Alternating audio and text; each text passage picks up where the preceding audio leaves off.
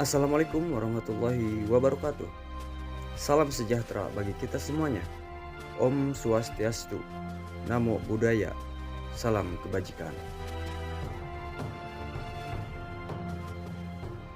Halo sobat, selamat datang kembali. Di season ini kita akan membahas kisah sang proklamator kemerdekaan Indonesia. Setiap tanggal 17 Agustus, kita selalu memperingati hari ulang tahun kemerdekaan Republik Indonesia. Tanggal tersebut adalah sebuah momen penting untuk mengingat kilas balik perjuangan para pahlawan bangsa dalam meraih kemerdekaan Indonesia. Pada tanggal itu juga, naskah proklamasi dibacakan dan ditandatangani oleh dua orang putra bangsa yang sangat membanggakan. Kedua putra bangsa itu merupakan pahlawan proklamator yang tak lain dan tak bukan adalah Insinyur Soekarno dan juga Dr. Andes Haji Muhammad Hatta.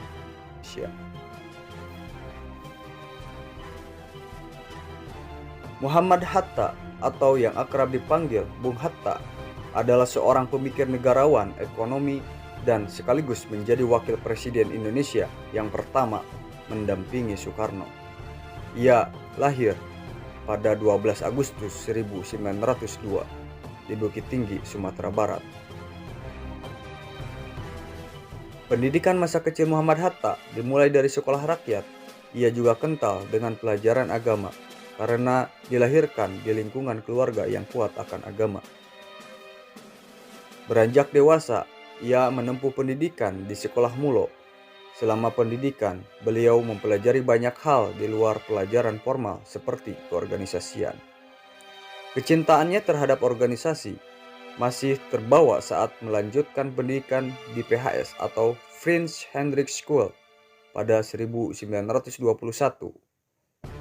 Ia aktif menjadi bagian dari Jong Sumatranen Bond.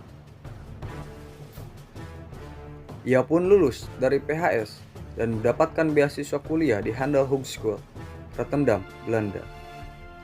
Muhammad Hatta kembali menambah kapasitas ilmunya dengan mempelajari hal-hal seperti tata negara dan juga ekonomi kolonial. Keaktifan dalam organisasi tak terhenti.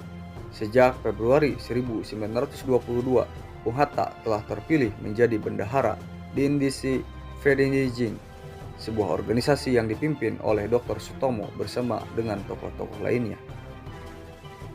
Dalam perkembangannya, pada tahun 1925, Indisi Vereniging diganti menjadi Perhimpunan Indonesia. Di tahun 1925 itu, anggota Perhimpunan Indonesia mengumpulkan beberapa ratus galdon untuk mengongkosi perjalanan dua orang ekonomi dari Perhimpunan Indonesia, yaitu Muhammad Hatta dan Syahrir, untuk mempelajari cara mempraktekkan koperasi di Denmark, Swedia, dan Norwegia. Keberhasilan negara-negara tersebut dalam menjalankan koperasi menjadi tujuan dari Muhammad Hatta dan Syahrir untuk mengembangkan ekonomi koperasi di tanah air. Jadi tidak salah kalau sekarang Muhammad Hatta disebut sebagai Bapak Koperasi Indonesia. Atas desakan seluruh anggota, Muhammad Hatta dicalonkan sebagai ketua dan tahun 1926 terpilih sebagai ketua Perhimpunan Indonesia. Sebagai ketua Perhimpunan Indonesia, Bung Hatta dapat menyampaikan gagasan-gagasan terkait politik yang dianut dan akan dijalankan Perhimpunan Indonesia. Namun, sama seperti Soekarno, Belanda menganggap ini adalah sebuah ancaman bagi pemerintah kolonial. Dalam masa perjuangan politiknya, Bung Hatta pernah ditangkap dan dipenjara dengan tuduhan menjadi anggota perhimpunan terlarang, terlibat dalam pemberontakan dan menghasut untuk menentang kerajaan Belanda. Setelah mendekam selama 5,5 bulan, berkat pembelaan dan perjuangan hukum teman-temannya, beliau dibebaskan dari segala tuduhan. Tak sampai di situ, bahkan dia juga pernah diasingkan oleh Belanda ke Digul dan Banda Neira. Saat pengasingan, ia menulis artikel-artikel untuk koran di Jakarta dan majalah-majalah di Medan yang tidak terlalu bermuatan politis.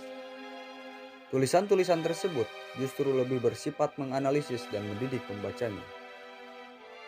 Saat Jepang menduduki Indonesia, Hatta dibebaskan dan dijadikan penasehat oleh pemerintah Jepang. Hal ini dimanfaatkan oleh Hatta untuk membela kepentingan rakyat Indonesia. Ia pun turut andil dalam keanggotaan Panitia 9 dan PPKI sebagai media persiapan kemerdekaan Indonesia. Setelah perjuangan panjangnya, ia pun berhasil mewujudkan keinginan rakyat untuk memerdekakan Indonesia. Bersama dengan Soekarno, beliau menorehkan tinta atas nama bangsa Indonesia di dalam naskah proklamasi. Perjuangan kedua pasangan emas tersebut dalam kemerdekaan Indonesia tak lagi dimungkiri. Mereka pun diangkat menjadi pahlawan proklamasi secara resmi pada tahun 2012. Setelah sebelumnya status tersebut mengalami distorsi berkali-kali. Jadi itulah sepenggal kisah pasangan proklamator yang menjadi kebanggaan Indonesia. Tanpa mereka dan pahlawan-pahlawan lain, saat ini kita belum tentu bisa menghirup udara bebas kemerdekaan. Terima kasih Sang Proklamator.